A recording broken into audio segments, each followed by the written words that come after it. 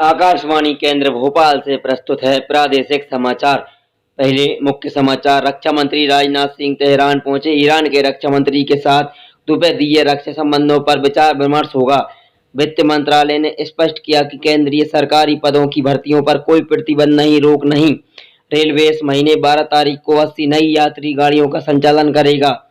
देश में कोविड से स्वस्थ होने बढ़कर 77.23% रही। अमेरिकी ओपन टेनिस प्रतियोगिता में भारत के रोहन बोपन्ना और कनाडा के डेनिस की जोड़ी पुरुषों के डबल क्वार्टर फाइनल में पहुंची।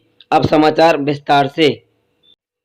रक्षा मंत्री राजनाथ सिंह कल रात ईरान की राजधानी तेहरान पहुंचे। वे ईरान के रक्षा मंत्री से मुलाकात करेंगे और द्विपक्षीय रक्षा संबंधों पर विचार विमर्श करेंगे। श्री राजनाथ सिंह ने रूस की 3 दिन की यात्रा संपन्न करने के बाद तेहरान गए। रूस में उन्होंने शंघाई सहयोग संगठन के रक्षा मंत्रियों की बैठक में भाग लिया। श्री सिंह ने रूस, चीन और मध्य एशिया देशों के रक्षा मंत्रियों के साथ भी बातचीत की। शुक्रवार को शंघाई सहयोग संगठन की बैठक में अपने संबोधन में उन्होंने कहा था कि भारत पारस की खाड़ी में स्थिति को लेकर बहुत चिंतित है। उन्होंने इस क्षेत्र के देश के बातचीत के आधार पर अपने मतभेद सुलझाने का आग्रह किया। रक्षा मंत्री राजनाथ सिंह और चीन के रक्षा मंत्री जनरल वेई फेंग ने भारत चीन सीमा की घटनाओं और दोनों देशों के संबंधों पर विचार से बातचीत की।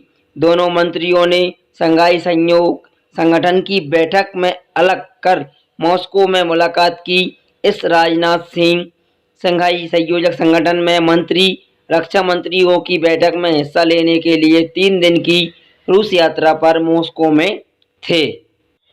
रक्षा मंत्री कार्यालय के अनुसार राजनाथ सिंह ने इस बात पर जोर दिया है कि चीन के सैनिकों की बड़ी संख्या में तैनाती उसका आक्रमण व्यवहार और यथास्थिति बदलने की एक तरफा कोशिश है। चीन की सेना की कार्रवाई द्विपक्षीय समझौते का उल्लंघन है। श्री सिंह ने पिछले कुछ महीनों में भारत चीन सीमा क्षेत्र में पश्चिमी सेक्टर में गलवान घाटी सहित वास्तविक नियंत्रण रेखा पर घटनाक्रम को लेकर भारत की स्थिति से चीन के रक्षा मंत्री को अवगत कराया। श्री राजनाथ सिंह ने सलाह दी कि चीन को द्विपक्षीय समझौते और प्रोटोकॉल के अनुसार पर्यटन झील और सीमा क्षेत्र में तनाव दूर करने के सहित संघर्ष वाले के क्षेत्रों की पूरी तरह से तनाव मुक्त करने के लिए भारत के साथ मिलकर काम करना चाहिए। उन्होंने कहा कि वर्तमान स्थिति में जिम्मेदारी से निपटना चाहिए और किसी भी पक्ष को ऐसी कोई कार्रवाई नहीं करनी चाहिए जिससे खराब स्थिति सीमा में तनाव बढ़े। श्री सिंह ने चीन को इस बात से अवगत कराया कि दोनों पक्षों को राजनीतिक और सेना चैनलों सहित बातचीत जारी रखनी चाहिए ताकि वास्तविक नियंत्रण रेखा पर पूरी तरह तनाव दूर हो सके और शांति का बहाल वहां चल सके। दिल्ली के मुख्यमंत्री अरविंद केजरीवाल ने कहा कि राष्ट्रीय राजधानी में कोविड संक्रमण में बढ़ोतरी जांच दोगुनी होने के कारण उन्होंने कहा कि स्थिति पूरी तरह नियंत्रण में है, घबराहट की कोई बात नहीं।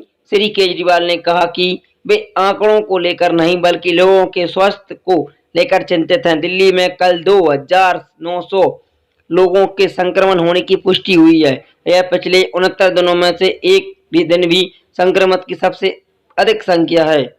कल 36,000 से अधिक कोरोना नमूनों की जांच की गई।